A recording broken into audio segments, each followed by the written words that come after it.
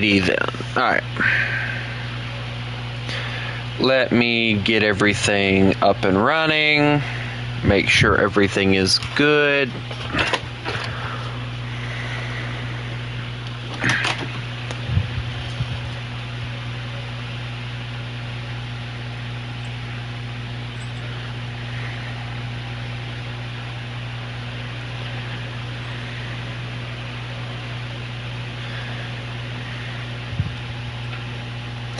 If I'm being completely honest with you guys, I find this to be one of the more annoying things that I've dealt with. But, hello, how are you? I have to voice something. So a lot of you guys know that for a while now I've been a big fan of Zootopia. I've been a big fan of Zootopia for like, probably a good, veteran. Cool. It's nice. Apparently I'm a veteran now. But anyway, so a guy that I watched to get updates and stuff for it, he goes, what do you think the message of Zootopia 2 is? I'll read the comments. Okay, so mine was, set aside your differences, become friends, and build a better world together. And I had two people, of course, saying that it was really good and all. And I was looking through, and most everybody, like, you know, one guy was like evading taxes, he was being funny. Then one was like, it's time to come together. And then this guy, still blinded by like the fact that he actually believes Disney is going to hook Nick and Judy up. He goes, love doesn't have race differences. Why can you not like see, like, why is it so difficult for these shippers to see that Nick and Judy are no more than friends? Why is it so difficult for them to understand that? Like that is a question I would honestly love to have answered. Because if you've actually watched the film as I have, and you don't look at it through what I like to call rose-colored glasses, where you see everything that Nick and Judy interact with one another by or through is like a sign that they want to be a couple. If you actually watch the movie for the movie, like I have multiple times, and I love watching the movie for that aspect, I see two people who hated one another from the start. I see two people decide that it was best to put aside their differences as predator and prey, or as different species, and become really, really good friends that would do anything for each other. I don't get the, oh my gosh, we're a couple vibe. Now, a lot of you guys that have been following Zootopia, like I have, know that apparently the directors heard the calls of the shippers, and instead of just outright saying, yeah, we're going to hook Nick and Judy up, what they're doing to satisfy both shippers and non-shippers is they're hooking Nick and Judy up as a undercover couple, and they're going to go undercover to find the main character, well, one of the new main characters called Gary, who's a snake. From what I understand, that's their job. That's the whole reason they go undercover. And Finnick, whose original actor is now dead, God rest his soul, is going to pretend to be their child.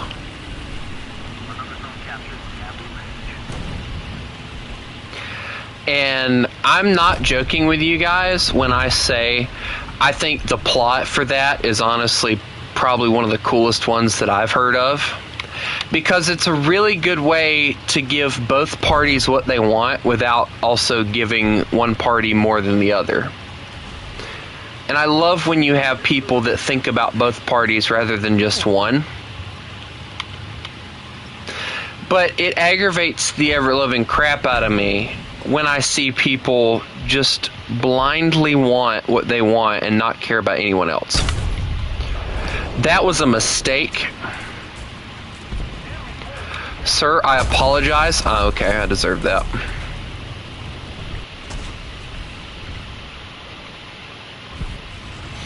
I don't know why I thought I could actually pin him. There was no way I was going to pin that, but...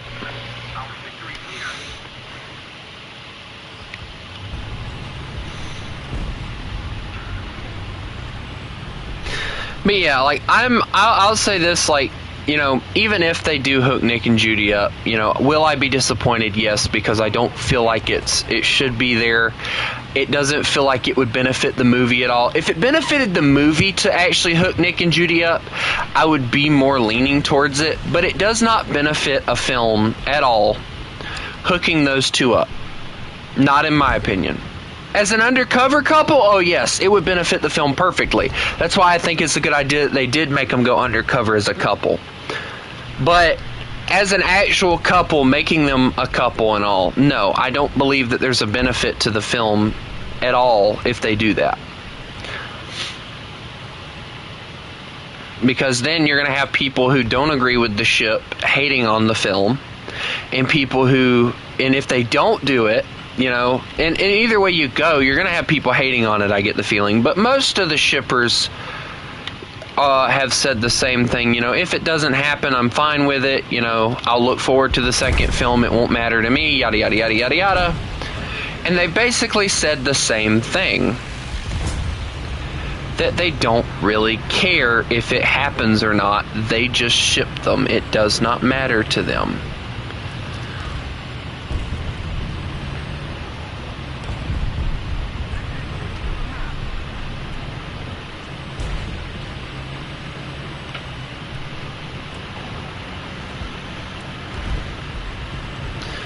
Guys, I believe I'm being chased. Yes, help. No.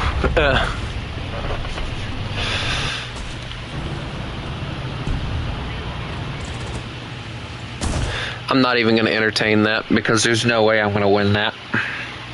Because he's going to just constantly be there because the fact that he thinks he's overpowered. And until somebody brings a massive cannon, he's going to be proven right. And I'm just not in the mood to bring a massive cannon today, so. Why was I even playing this BR last night? Let's see.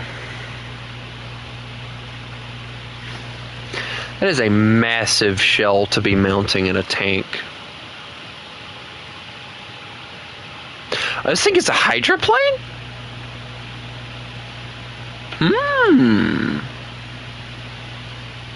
It's actually pretty cool. Oh, I see where it mounts it too. That's cool. I know the Nuremberg probably doesn't. No, there's not enough room for one on here. I do like it though. It's a very beautiful vessel. The Nuremberg. The Leipzig.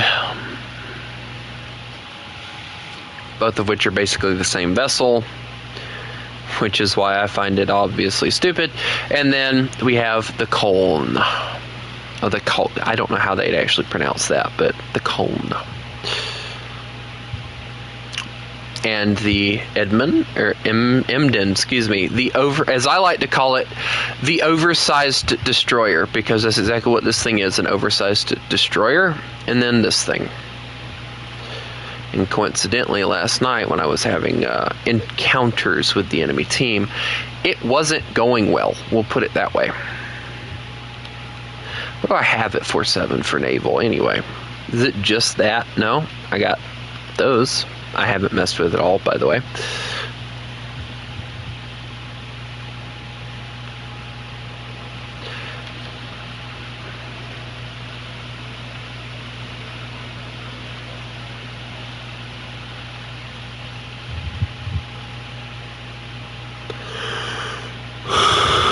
$6.0 for that thing is kind of crazy, not gonna lie.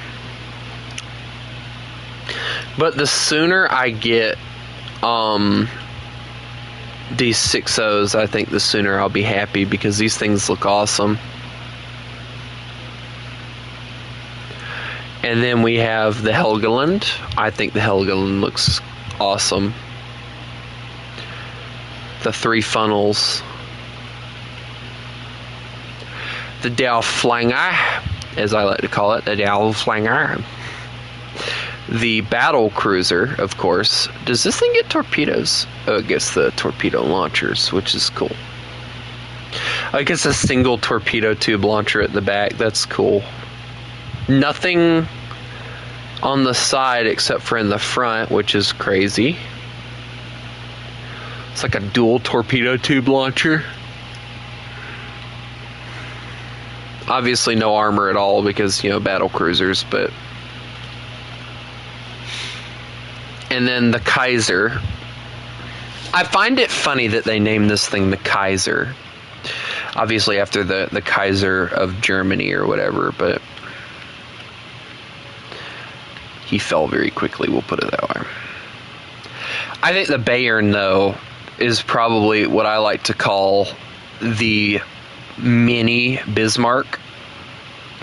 Because I don't know why, but I get miniature big Bismarck. I get miniature Bismarck vibes from this vessel. Like, very badly. Miniature Bismarck. Okay, how would I even pronounce this one? Ersatz York, I think. It's a battle cruiser, of course. Very nice, too, I like.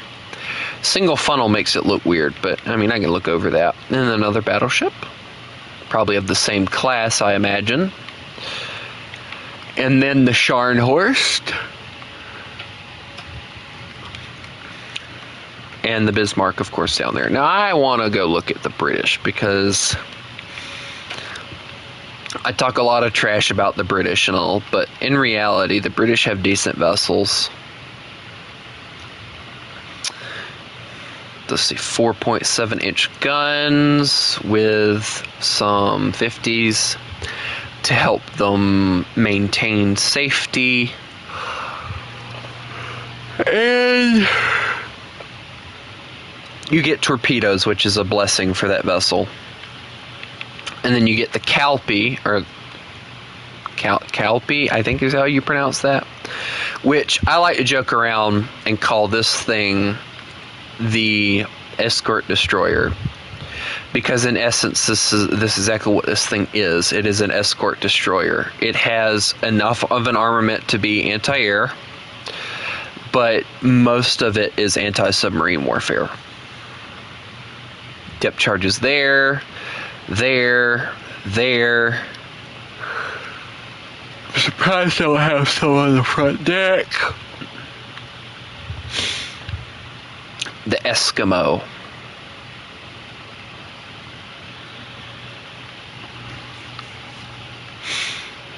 The one thing I can say I don't like about the Eskimo is they mount the 4.7s, three of them, three cannons, or three turrets. And then instead of mounting a fourth, they're like, nah, put a 4-inch there. And it's like, unless it's for anti-aircraft duties, I don't understand why they would mount that gun. It just does not make any sense to me.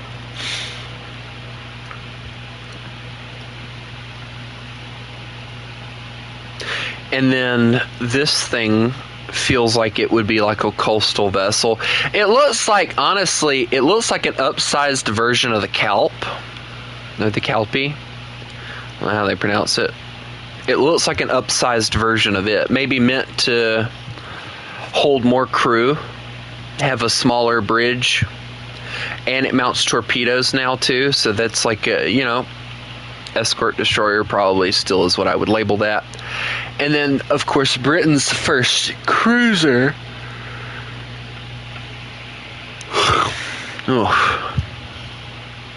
Which also, coincidentally, they use for launching depth charges, which is cool.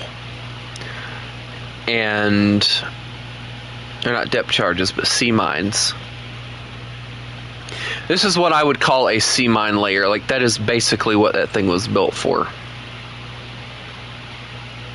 The Australian HMAS, Her Majesty's Australian ship, Nepal.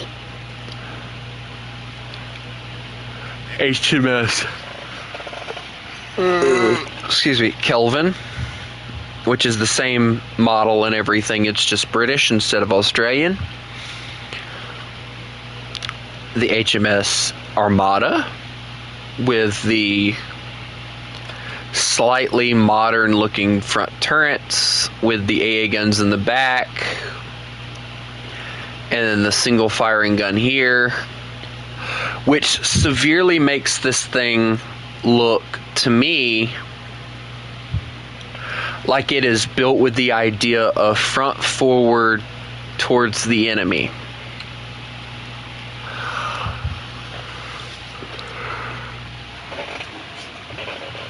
HMAS Tobruk. Now I like this one because the fact it mounts a 40 mil here, which is something the British didn't do.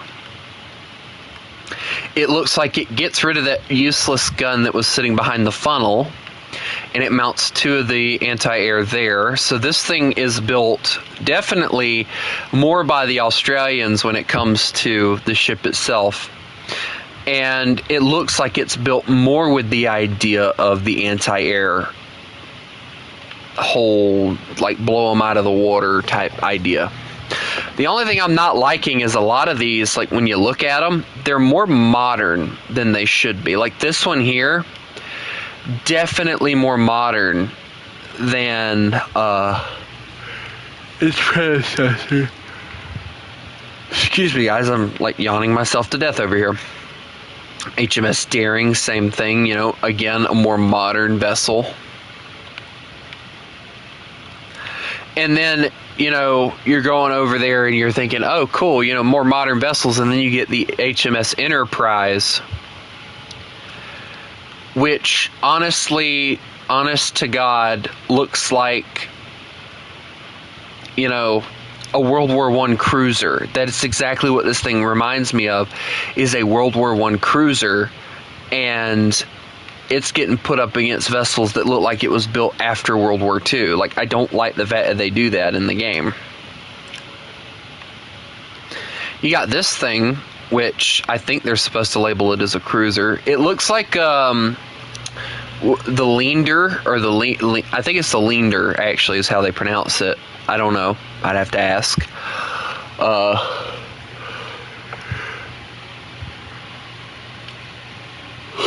But they took a gun off of it. And I don't know where, or I can kind of see, I'll say this, I kind of see why. It looks like they're focusing more with an anti-air platform for this one rather than anything else. So, yeah, that's cool. The HMS Hawkins, again, one of the vessels that severely screams World War I cruiser, is here. Yeah, here it is. HMNZS Leander. Yeah. So it has a single funnel, which I always thought was really weird, considering the proportions on this vessel would look way better with a dual funnel design. But you've got AA guns there, possibility of AA there, more AA here, AA there, AA gun there. I was surprised to see they don't have one on the front bow. Oh yeah, they also have one there. Like, anti-air is definitely an idea here, but not depth charges. They have torpedo tubes, which is cool. I like it. I think it looks good. And then the Ditto. Now, the Ditto is one of those vessels that it's like, you know, you have to look at it like 2 or 3 different times before you actually realize what the idea was here. So, the idea that I kind of get off of the Ditto is Britain could not really, I don't want to say they couldn't afford to build a vessel that had bigger guns or anything, but they were trying to use what they already had rather than trying to build something new. So they obviously had extra turrets like this, and they were probably cheaper to fix and everything. Cheaper to put together, I should say. So they put 3 in a row in the bow, which I like. I think that looks really good. And then they do dual in the back. And then the rest of it is just anti-air everywhere. And the best part about it, if they modeled it correctly, yes, the 133s have the ability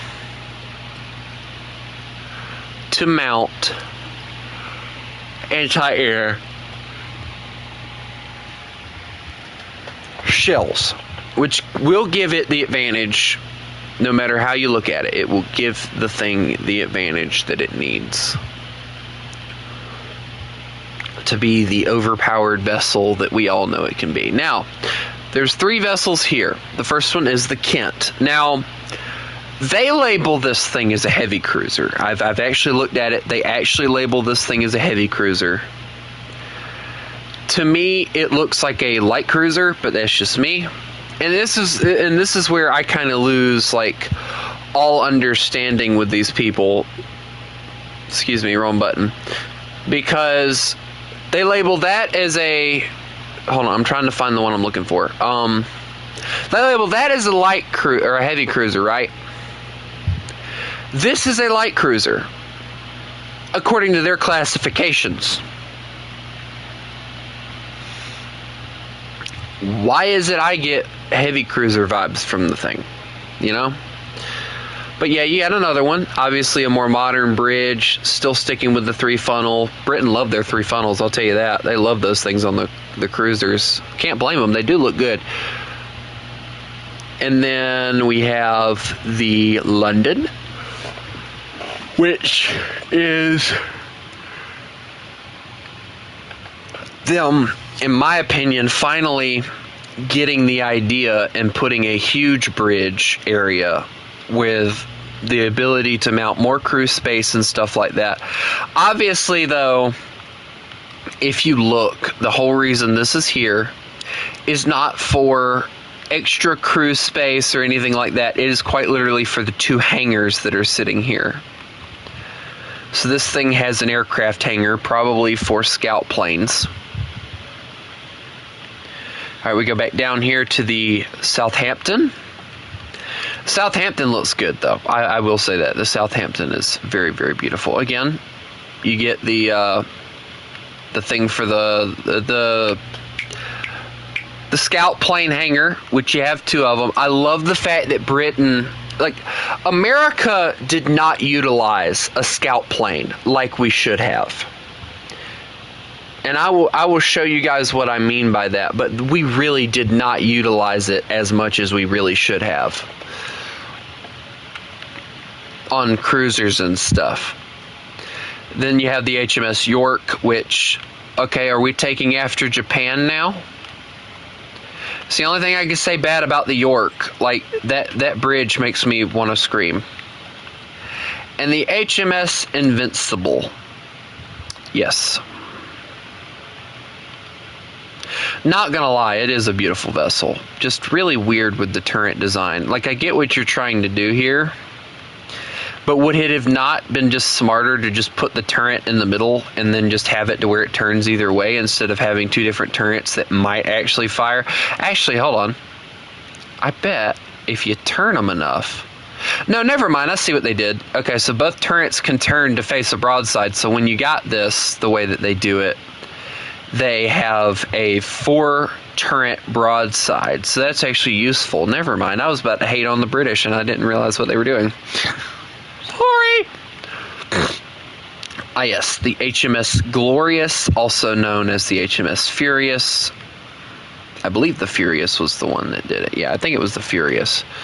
They don't have it in the game, unfortunately, but the Glorious and the Furious were the 2 vessels that looked like this. And the one thing that always, like, made me scratch my head and just, like, wonder why Britain designed this vessel. It looks like a coastal defense ship. It honestly does. It looks like something that you would build with the idea of defending the coast. It doesn't have an armament. It doesn't have armor. It is not built for anything other than a coastal defense vessel. There's no way you actually put this thing to sea and think that it's going to do anything. You have 2 guns. Turrets. 4 guns. Still, 2 guns. At best, this is an AA platform. At best. That's why I think it was honestly the best thing for them to convert this thing to the aircraft carrier. The only thing I wish they would have done is, instead of doing whatever they ended up doing with the last one, where the top part or the front part of the flight deck jumps up. So I don't know what the world idea was with that. But I wish they would have kept it where the bridge and the funnel were in the middle, and they just kept the flight deck. Because if they kept the bridge and everything where it is right now, all right, you take, it and obviously raise it up, most likely. Take the turrets off, of course. I think there was talk that they actually left the turrets on it and they kind of just put it below decks or something. I don't know if that's true or not. I don't think it would be. It just sounds stupid, but that's just me. And then you have this whole flight deck area here. And then you have a rear flight deck as well for landing. Yeah, of course, you take that off. I think they took that one off too. But I loved the idea of mounting I love the idea of putting the bridge and the funnel in the middle. I think it just looks really cool. Really stupid and cool, but just really awesome. And I wish that they would have kept doing it. It looked really good, instead of doing whatever they did with they redid it. It just the Colossus again with the gun broadside thing. I just don't understand, why do you have to put them on the side here? Just put them in the middle and just do it that way. Stop trying to fit things where they're not going to fit, Britain, please. I mean, at least the Dreadnought looked nice, still with the weird turret design, but, the Dreadnought was, if I remember correctly, the Dreadnought did something first. I can't remember what it was, but I absolutely love this vessel, and I wish that Britain would have kept it, because touring the Dreadnought would have been the coolest thing for me. It's it's the only warship that actually seems like they knew what they were doing when they built it. 4-gun broadside on each side. They're utilizing space that they could have put something else, and they utilized it in the best way possible. Putting guns on it, making it a overpowered beast, making it a triple gun forward fire. And if you rotate the guns backwards, I imagine they fire backwards, so you also have a triple gun rear fire. 4-gun broadside. This thing is built with the idea of firepower. Beautiful vessel, though. I love it. The Orion.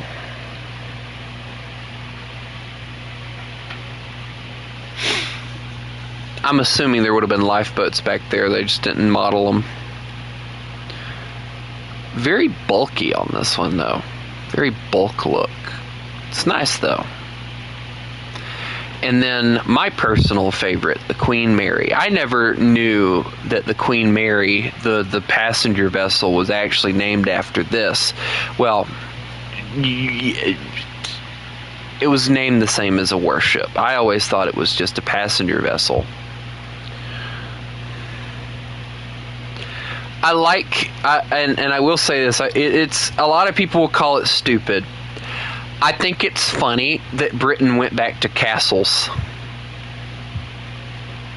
I mean, look at this. You can't tell me that this doesn't look like a fortified castle over here. Britain went back to their castles and said, "We will fight to the death." When you give a 4-year-old the design of or the ability to design something they want to put on a ship, they do something like this. I just think it's cute and awesome at the same time. Marlborough, I think. 2 weird looking funnels, but I mean, they work.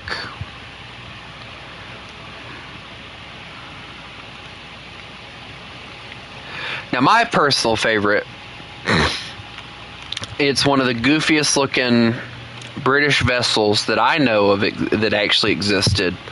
The Rodney and the Nelsons. The Rodney and the Nelson. These were some of the weirdest looking ships that Britain could have ever created.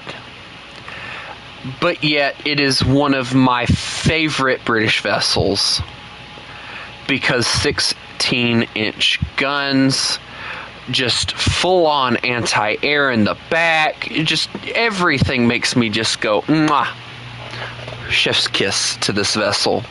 Although, it would have been nice to see them mount a barbette that was taller so that this one could fire a broadside too. Hello, World War M22. And then we have my favorite battle cruiser. Hood, I don't like very much because of the fact that it actually thought it could go against a battleship and win. The captain should have ran. I'm just going to say that. He should have ran. He should have not fired. Because that was the whole reason the Bismarck opened fire. But we'll get on that subject some other time. But the Repulse, and I can't remember, I think it was the Repulse and the Renown, I believe were their names.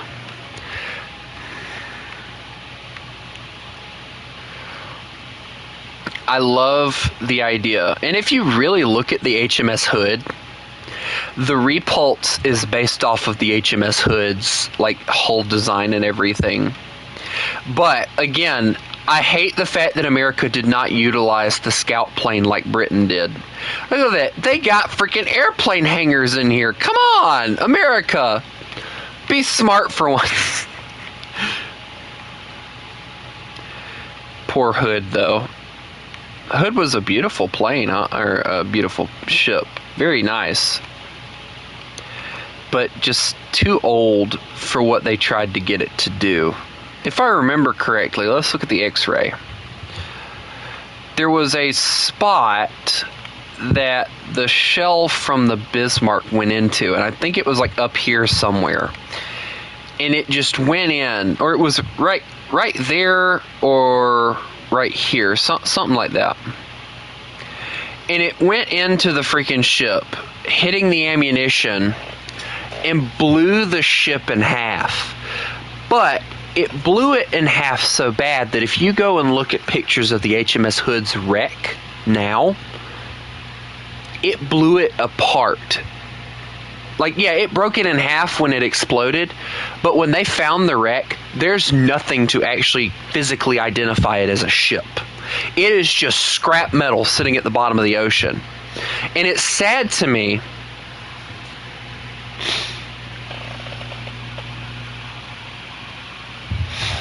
it's sad to me that almost every single crew member lost their life on this vessel. Because of the fact that Britain was like, yep, the HMS Hood is there. Let's send our flagship to go and take out this massive battleship that has 14-inch guns but are more modern. And see, people talk about, well, the Hood had 15-inchers. There's no reason they couldn't have pinned it. The Bismarck's guns were more modern. Therefore, it had a better fuse, a better type of trajectory that it used for the propelling the ammo forward. Just all in all, it was a more modern gun than what the Hood was mounting.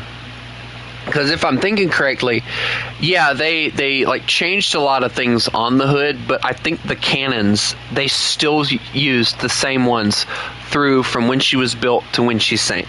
Like, it was the same gun every time. And it's like, you know, and you wonder why it sunk. And then the Warspite.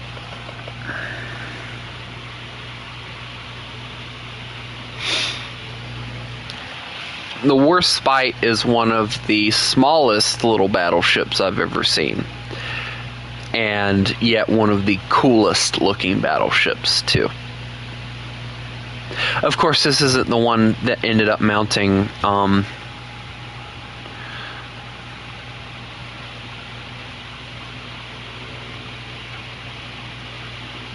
it wasn't a cruiser, and I'll tell the story here in a minute.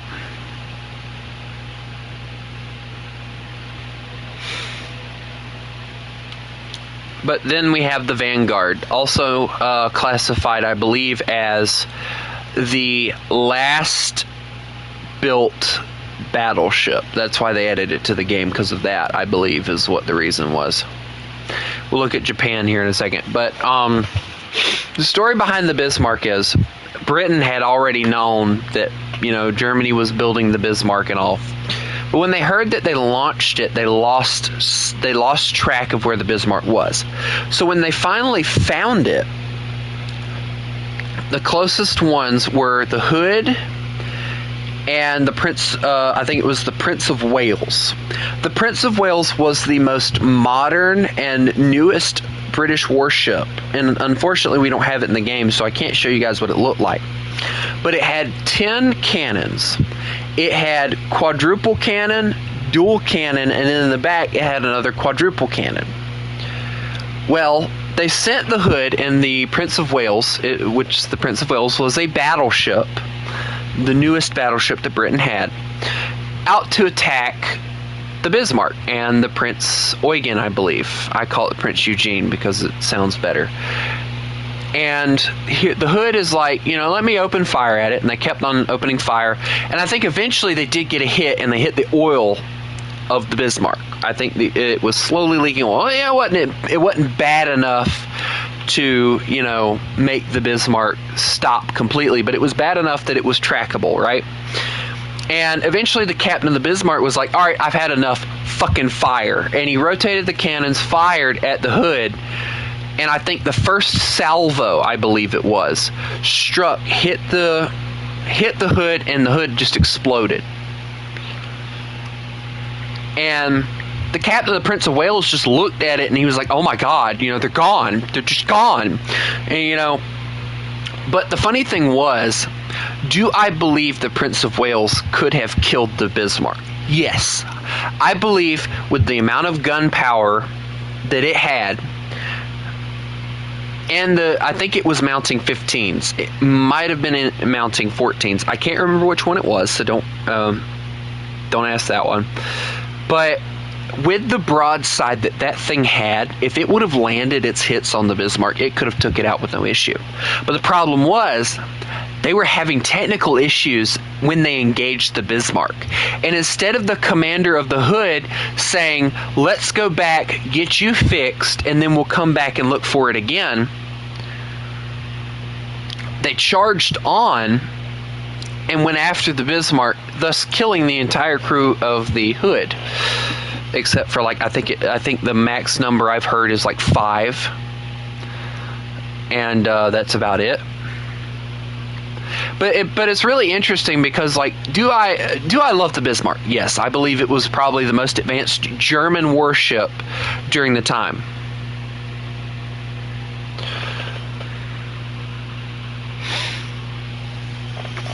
And I love it to death, but when you put it against everything that Britain had, it was no match for any of the British warships. Not the battleships, at least. Especially not the Rodney, the Nelson, the Prince of Wales, and all her sister ships. No, you would not have seen the Bismarck actually trying to engage those. And that's why I find it interesting that on that day, the Prince of Wales had mechanical issues. Just out of the blue, mechanical issues popped up. They couldn't fire the guns or something like that. It was some sort of mechanical issues. I don't remember if it was they couldn't rotate the turret or they couldn't get the turret to fire. I can't remember which one it was. Something to do with the turret. I know that because, you know, everything else was working fine. But the turrets wouldn't do something and they couldn't fire back. And the Prince of Wales had no choice but to run. The Hood sunk. Like within minutes, it sunk. Nobody but 5 crewmen were left alive. And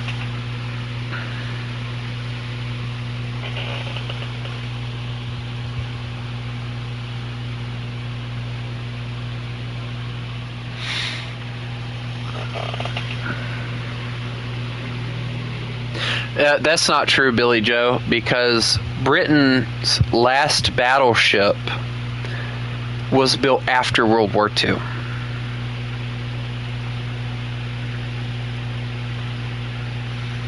It wasn't the fact that they were out of date at the time. It was the fact that they weren't being used as much. People were focusing more on aircraft carriers. That's why the aircraft carrier took over the battleship's job.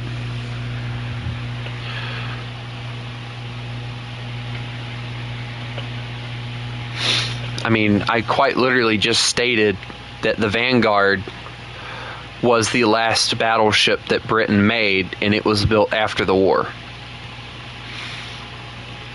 So, you know, I don't know. I don't know if that flew over your head when I said it or what. But the point is, Germany built the Bismarck, and this is what people don't understand. Germany built the Bismarck with the idea of commerce raiding, commerce destruction. They were building it with the idea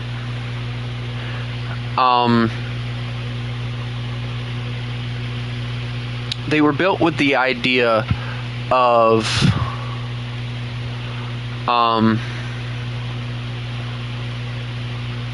still built and launched after the war.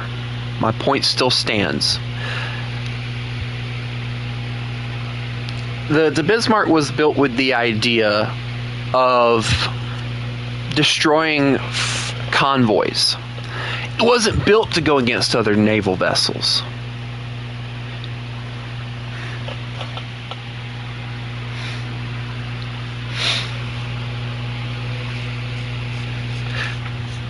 The Bismarck was never meant to go against other naval vessels. Neither was the Tirpitz. And see, this is what blows my mind. All right, Bismarck sinks. And, you know, since we're on the subject, Bismarck sinks. Hitler hears about it. Well, actually, excuse me. Bismarck gets scuttled. Hitler hears about it. He gets pissed. He puts the Tirpitz in, I think it's a dry dock, gets it refitted with all this torpedo reinforcement and all. Then he sits it in a harbor and they don't do anything with it. It's like you blew money on something that you were supposed to do something with, and you never did anything with it. You let it sit there, and the British found out about it and they bombed it to hell. Like, he lost all thought of strategy. Alright, the Tirpitz, from what I understand, was supposed to be better with armor than the Bismarck was. But nobody ever talks about it, and here's why. It didn't do anything.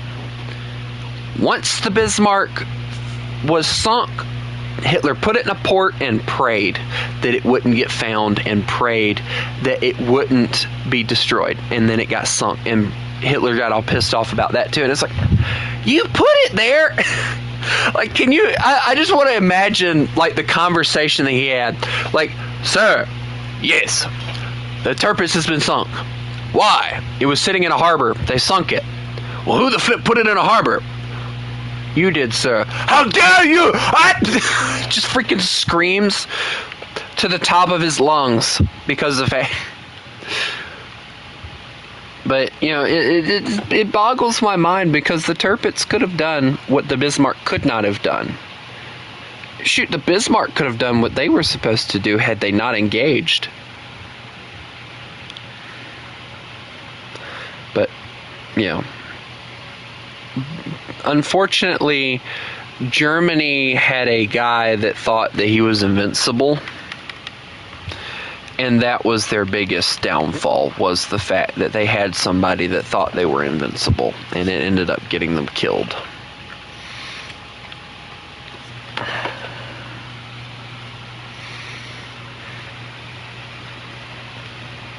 That's good, Muhammad.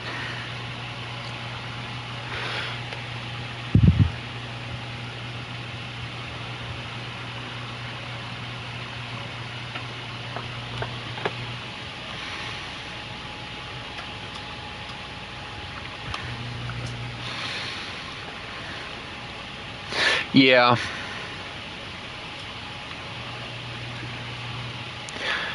And the thing that really got me was, instead of the admiral or captain, I don't remember who it was, instead of the admiral or captain ordering the Prince Eugen to help them get back to port by either, them shutting off the engines and then them towing it or whatever, instead of them doing that, they send the Prince Eugen off and they're like, go complete the mission. And it's like, that was the biggest mistake you made right there, because it wasn't long after they did that that the swordfishes appeared, and they started blasting them to death, and the Bismarck was just left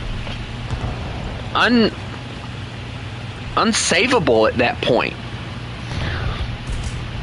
I will continue to say this, and I don't care who disagrees with me. Had the Prince Eugen been there that day, I believe that the turnout of what happened to the Bismarck might have been different. Might. Not would have. Might. I mean, to be fair,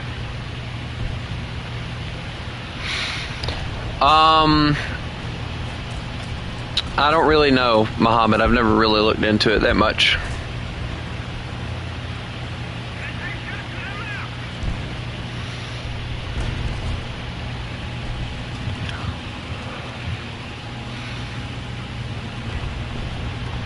That's what I'm saying. That's what I'm saying, Billy Joe. Like, I think things would have turned out differently had they would have had more anti-air, like the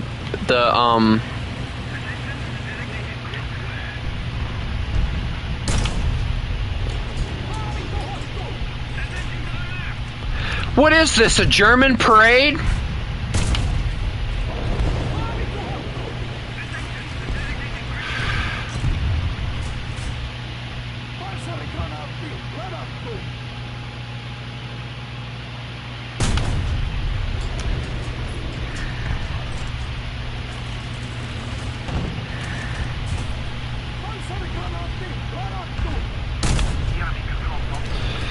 I love the fact that didn't pin.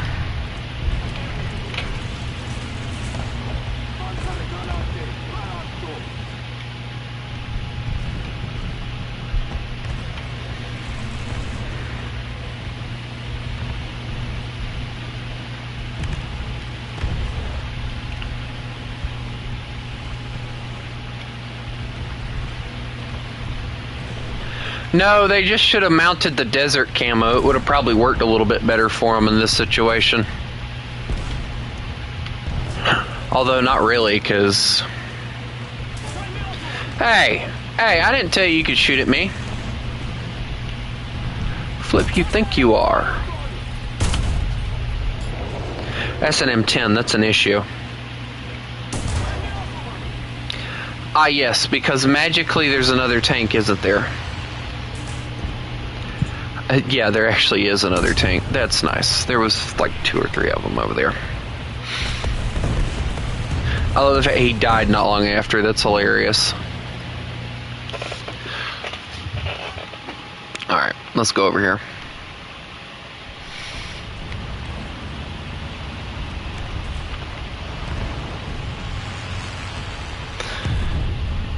But I think the thing that really pisses me off the most is the fact that people always say that the British sunk the Bismarck. No, they didn't. If you look at the logs and everything, and if you actually dig deep into it, yes, the British damaged the Bismarck beyond repair, and it gave the crew not many options on what to do. They did not sink it, though. The crew, without a commanding officer, made a decision. One, give the ship, which would have ultimately been destroyed by the British anyway, because, the British weren't all about capturing things anywhere.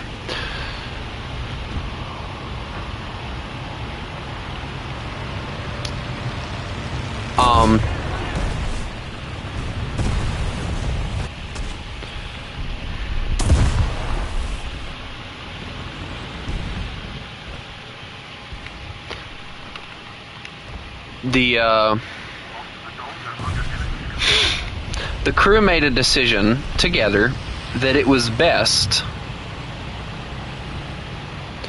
to scuttle the ship. So most of the crew jumped off.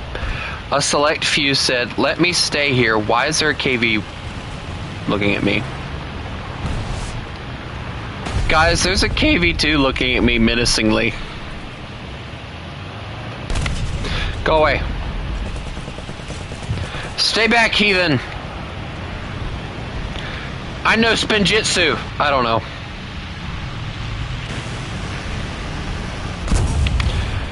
Wow, again with the bombs. Why do they think that bombs are going to help me or help them?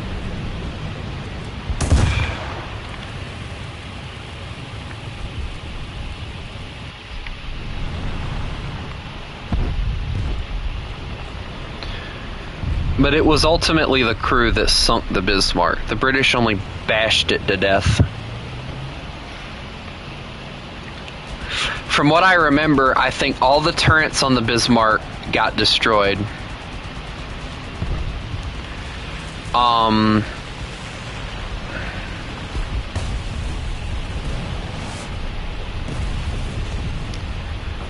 Like, and when I say destroyed, I mean what? Why? Oh, it's dead. Never mind. What? No.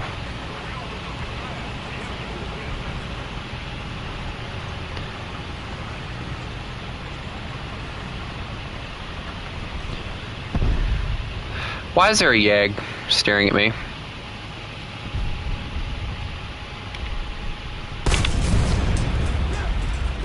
I don't have a... Uh-oh. Reload. Load, load, load, load, load, load. Please, for the love of everything holy, load.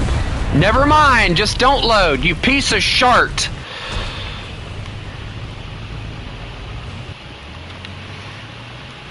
Oh, please put me back in this battle. Please put me back in this battle right now. I'd love to murder him.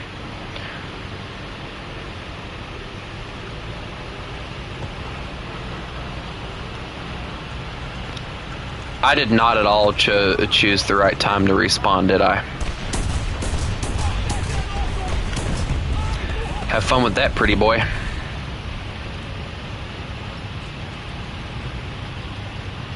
The best part is they're going around, and I'm hoping that they don't know where I'm at. Apparently they don't, because I'm gone.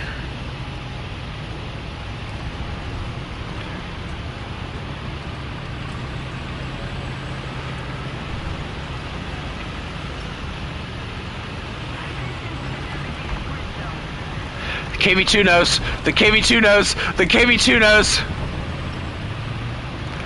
You stay away from me.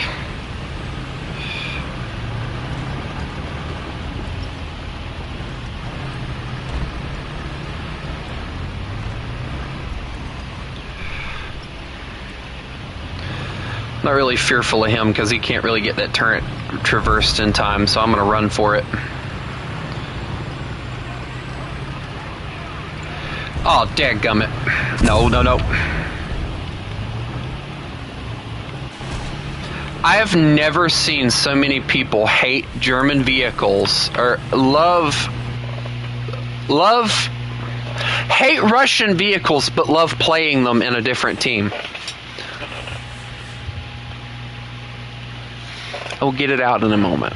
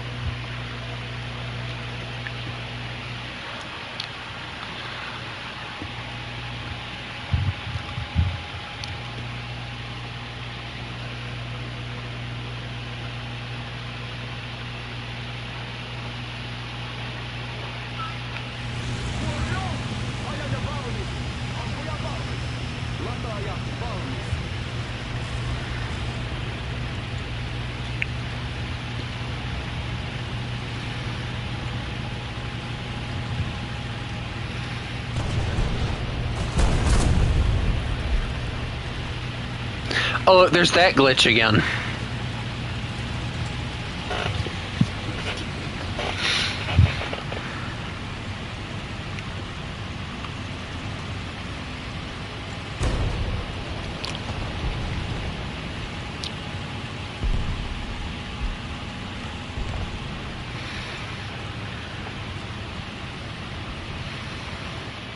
I love being up tiered. It's so much fun. I love struggling for my life with a freaking 3-7 tank.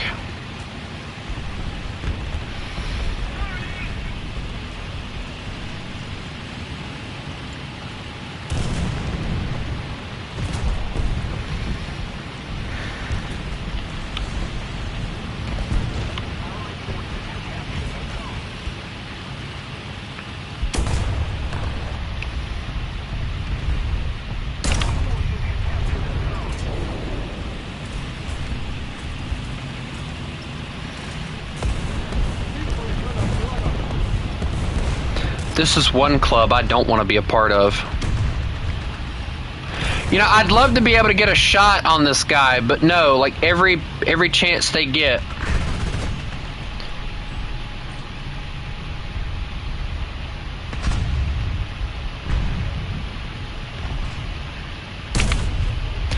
Engine on the Chaffee.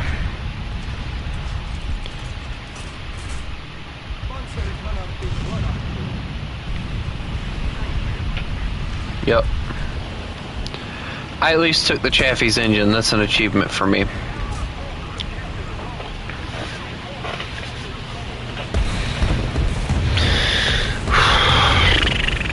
I love the fact that they use a Panzer IV-G, or I think it's a Panzer IV-G. I don't know.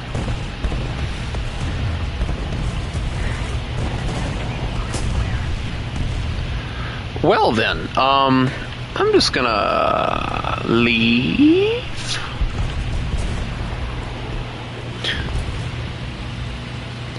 I am so scared right now because I don't know what I may or may not engage. I don't care what anyone says, it's always the scariest part is not knowing what you may or may not engage.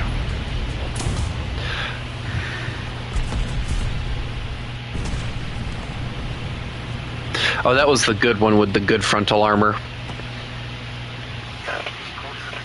I don't know why I shot that instead of the turn. I need to start aiming for the thing.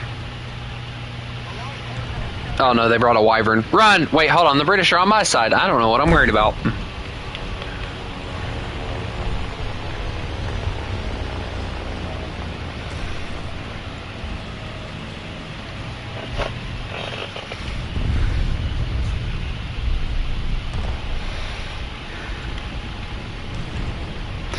Might I just add that I think the Swedes probably did the best, or had the best looking Sherman out of all of us.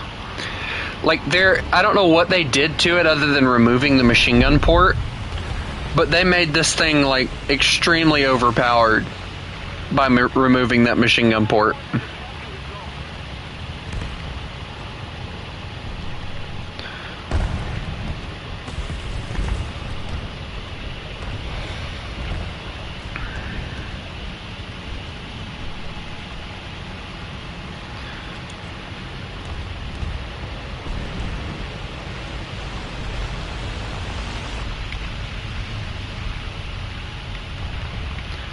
Where's the Italian? I know he's here.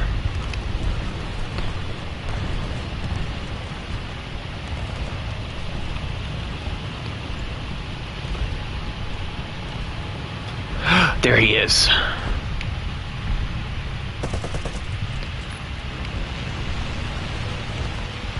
I'll hold that thought. I gotta take care of this guy first. There we go.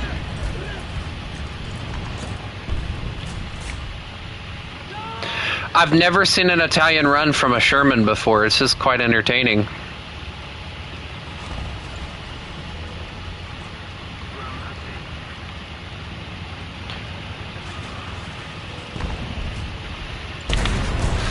Hey, I'm right here. Yeah, hi. Oh shoot, that's a big gun. What? No, I want to know where that shell went, and it didn't show me.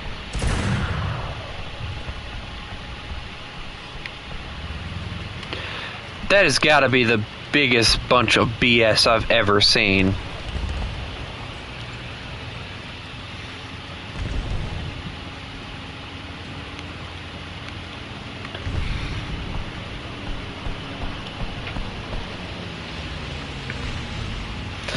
At least we're capping B.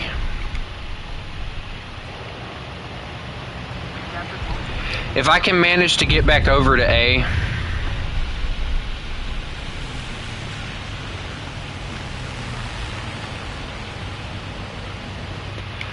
To help the team, it'd be great.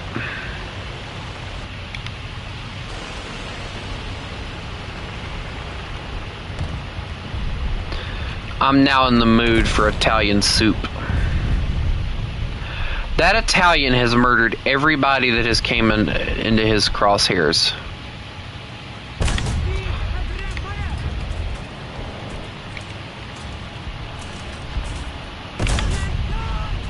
And I can't pin a T-30. Oh, shoot. I'm screwed.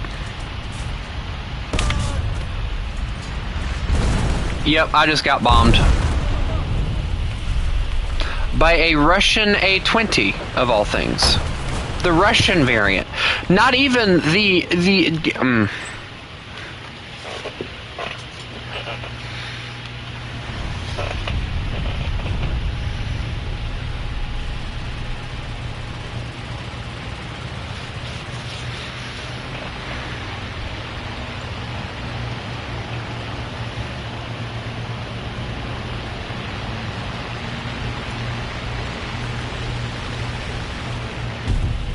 You know what's funny? The Italian isn't trying to cap the point.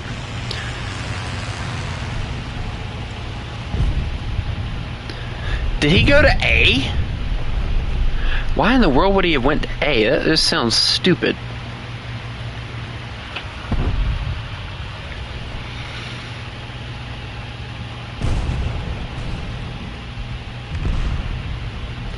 Wait a second. That's not friendly. Driver, oh, hello.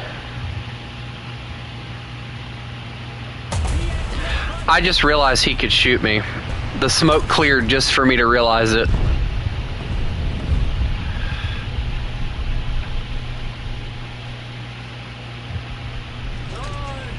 I gotta wait for the gun to fix. He's gonna get that driver back and I'm gonna be screwed, but...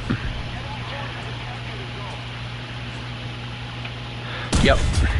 I just broke the cannon. I'm gonna run now. Goodbye.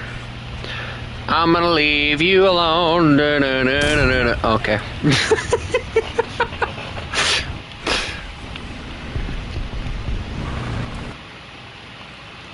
I knew that was coming. What the?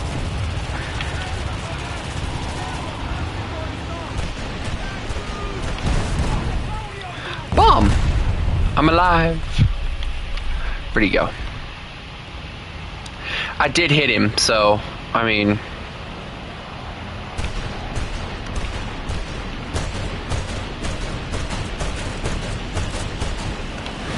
Oh, not again. Please, no.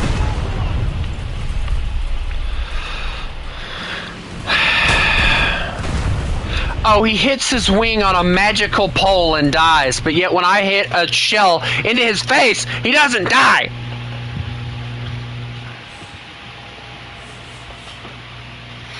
I think it's Gaijin telling me that if I don't buy more stuff, they're not going to reward me with kills. I think that's what it is.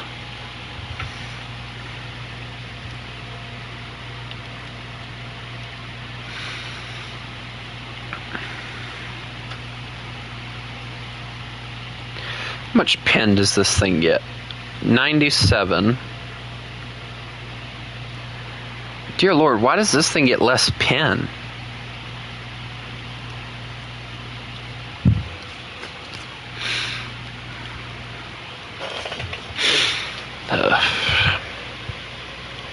You know what? I might actually get that tank when that match ends, so I'm going to sit here for a little bit and kind of look at the tanks I got to get next.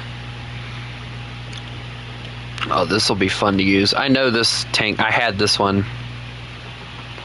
when I first played the game on my old account, and I hated using it. I hated it.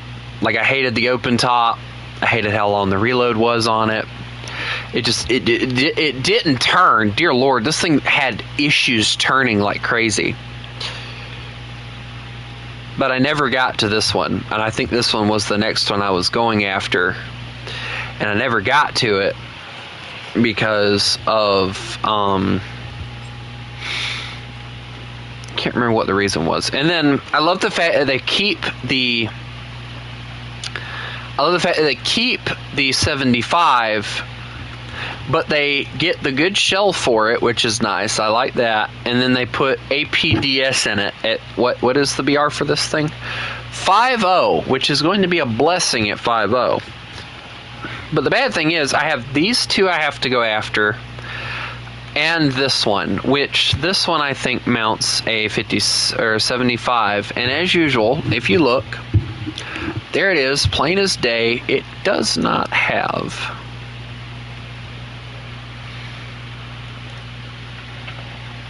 it has a horrible reload though, 6 seconds for a reload time.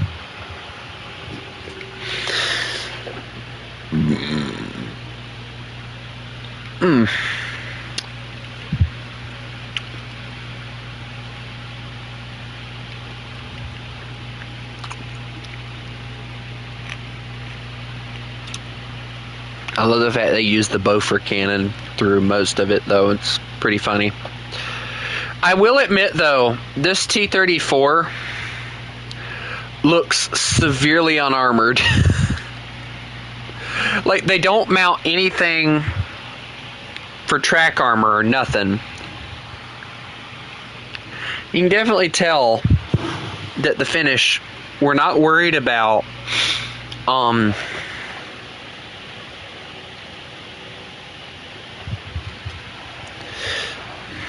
They were not worried about armor. They were worried about how skilled they were.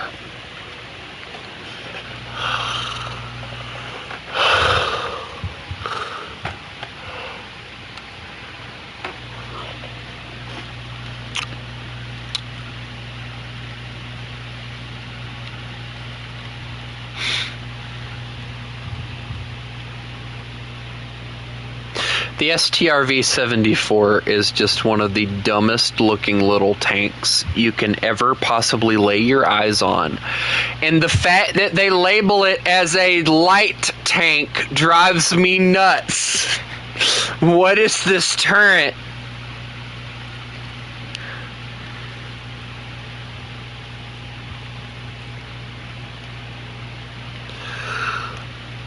I'm just going to go on ahead and get this.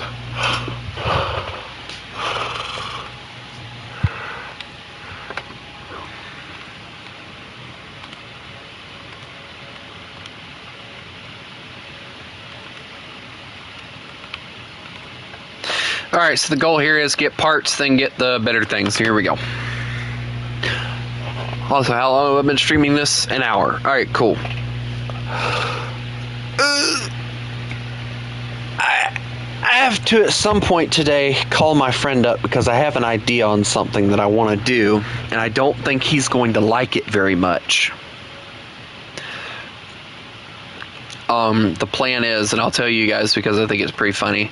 The plan is I'm going to try and convince my friend to let him, or to carpool with me in my truck. Now, granted, my friend has a modern, well, not modern, but a newer Chevy Colorado. I have a 2001 GMC Sierra. Which one do you think he's going to be more willing to ride in?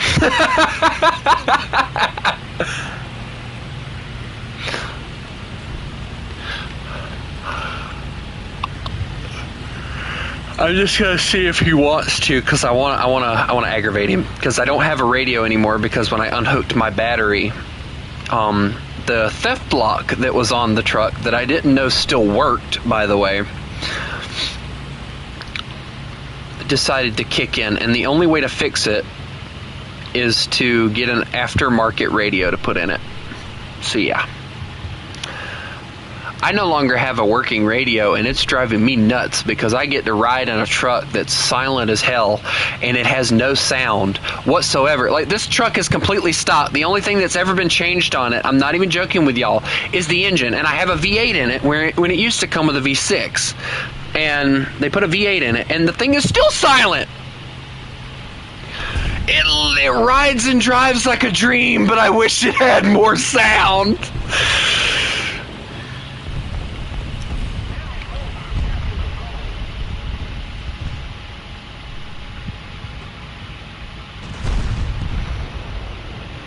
Ah, yes, M44. Just pull in front of me.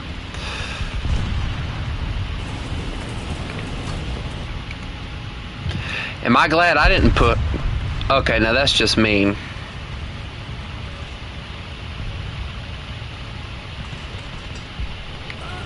He murdered a child.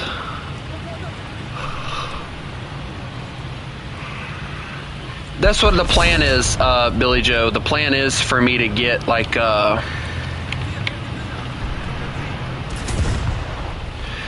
one of those, Why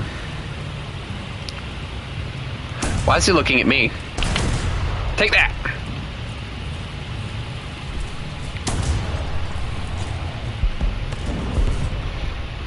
And that. Yeah, I win.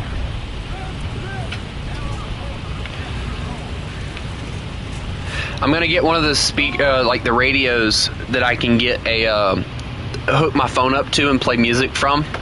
And I'm planning on getting new speakers to put in the truck too. Like, that was the whole plan, but I never figured it would have to be the next thing that I have to do to the truck, because of that I had to put a new battery in because the one I had died, basically. From what they told... Oh, excuse me. I'm sorry. I didn't see you there. Go ahead. You have less armor than me. That means you go first anyway. Yay. Uh-oh. I love that he panicked and reversed, thinking that something bad was about to happen, and then that happened. But anyway, I'm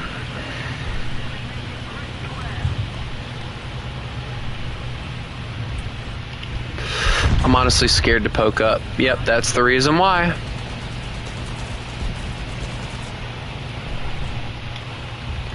Okay, cool, they killed him. That I can't kill though, so I'm gonna reverse. But the funniest part about all that was I was already planning on getting it, but I was gonna wait until I absolutely wanted or absolutely needed to. Now guess what? I absolutely need to, but I went and splurged a little bit the other day, and I'll tell you guys exactly what I got. I have had the same old stock air intake covers for the tires. I don't remember what they're called exactly. I like to call them air intake covers because they sound cool when you say it like that. Sounds all fancy. And I've had them, like the stock ones, forever now. I said, you know what? I've eyeballed for the longest time these old bullet-shaped air intake valve covers, right? So I why am I... No, please. Shoot him first. Shoot him first. Why would you shoot me first?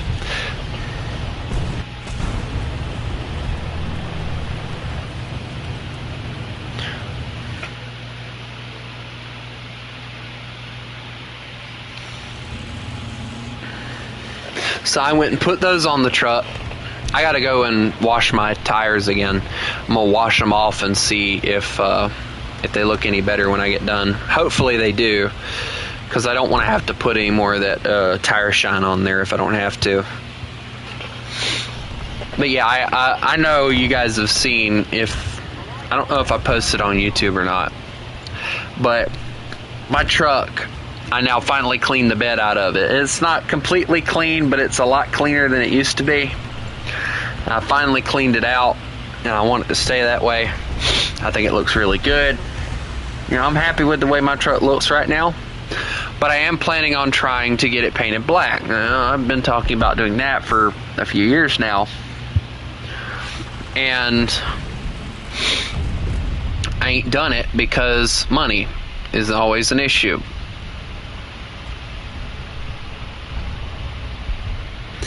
Well, you know, I've been kind of thinking about it, and I'm going to do one of two things with my tax money this coming year. First thing I'm going to do, alright, if I decide to do it, is and if the truck is still there, there is a old square body looking Dodge. I think it's a Dodge Dakota.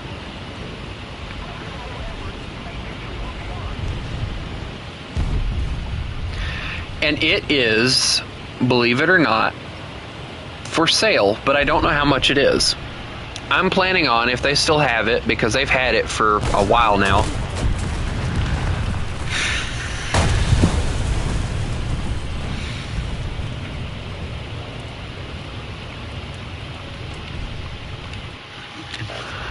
and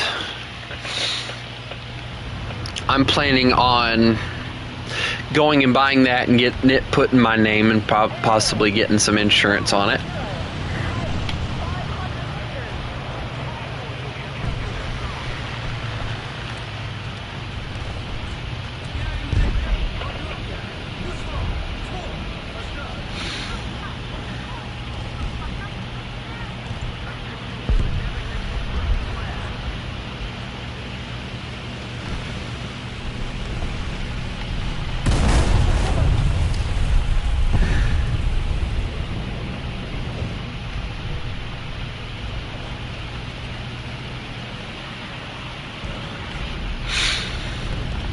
Or I'm going to go get my truck painted. Now, the issue that I have with going and getting another truck is, one, we can't afford the insurance.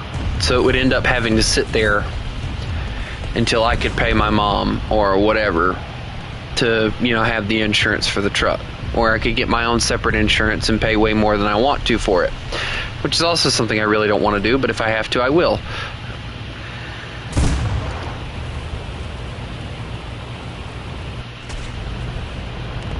This makes 3 matches now that tryhards have killed me. I'm going to end up golden eagling my way through the tech tree.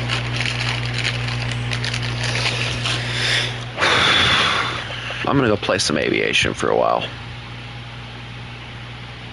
Maybe by then the tryhards will stop. I severely doubt it, but there's hoping, right?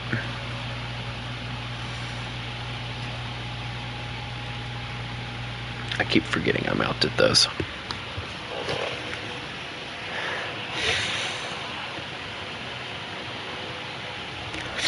But, I have so much I want to do, but money is always an issue. And I will admit to you guys, I've been eyeballing the, those of you who don't know, there's currently $1 billion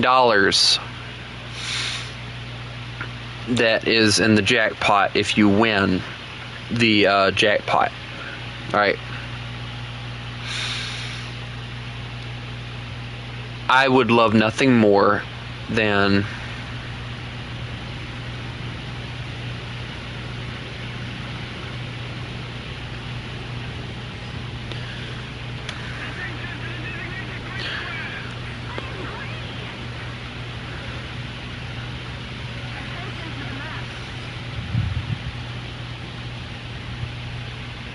I'd love nothing more than to put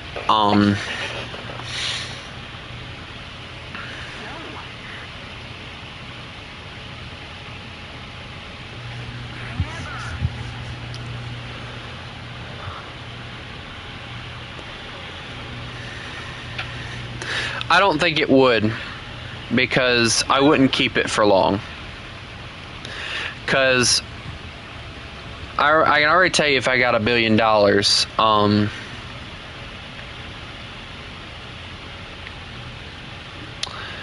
I would end up getting my family a house, probably buying myself a house as well. I'd get all 3 of our vehicles fixed, maybe 4 if I decided to get the van fixed, which is a possibility. And then I'd end up buying myself a PC setup like I want. And then the rest of it, I don't know what I would do with it. I'd probably put it in savings or donate it to charity or something like that.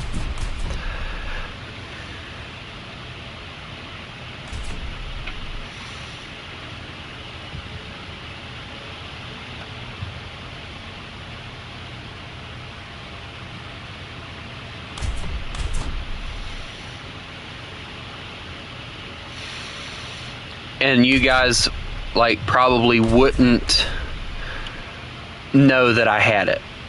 I would probably do my best to hide the fact that I did actually win it. If I did decide to tell you, that would be up to me, but you guys probably wouldn't know that I won it.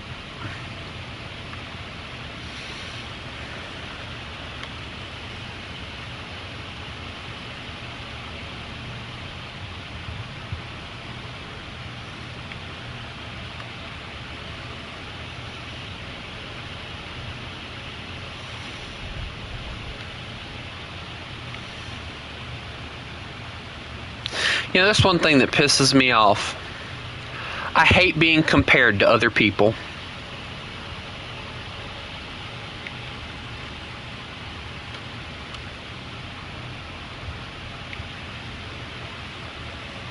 Everybody starts out with good intentions. Well, I ain't fucking everybody.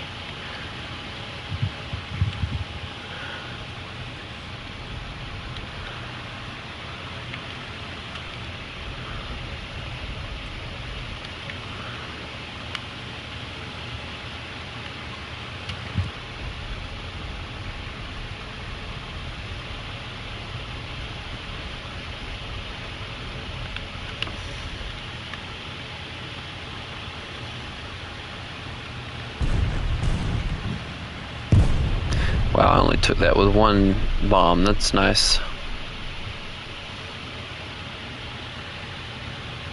Then why run your mouth, Billy Joe, if you don't know?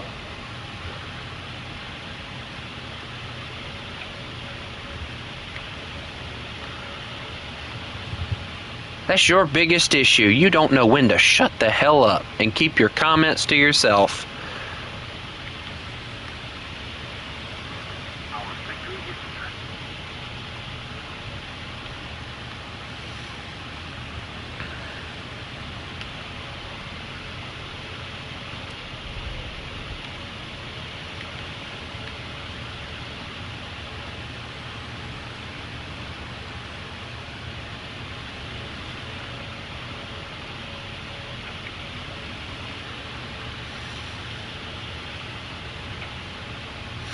You know, I forgot to put the wolf on this thing.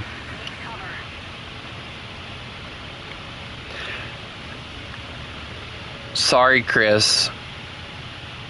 I'll get back on here in a minute because I am kind of getting bored of playing War Thunder again. I'm more excited for what I'm gonna get.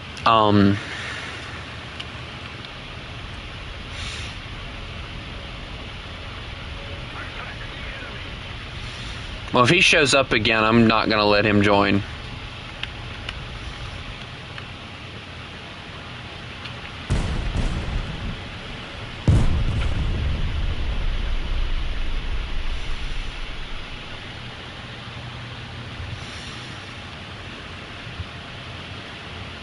You don't have to, Chris, because I still got to figure out how I'm going to do the flight deck.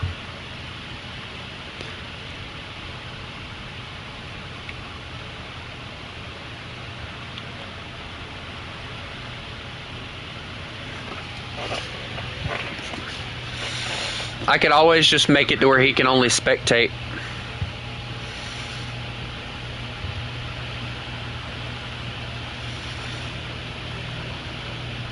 You know somebody that hasn't been joining often recently?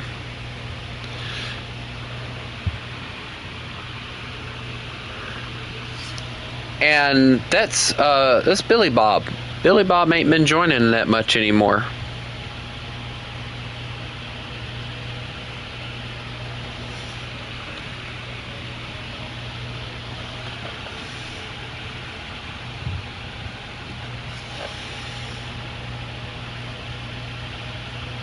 I didn't say anything that pissed him off. Maybe he's just busy.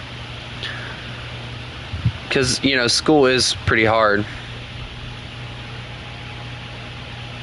I severely doubt that Billy Joe is Billy Bob because even Billy Bob knew when to shut the hell up.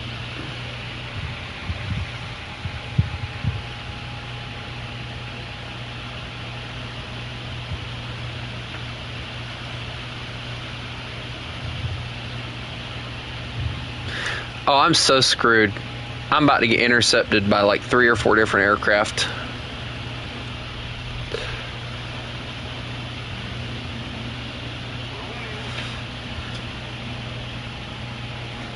Hold on, let me see if this works.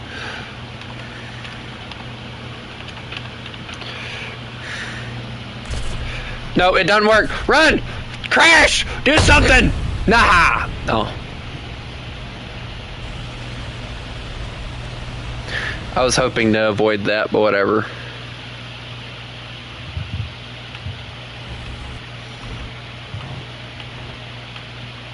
They were all speaking Russian anyway. They wouldn't have understood a word of what I said.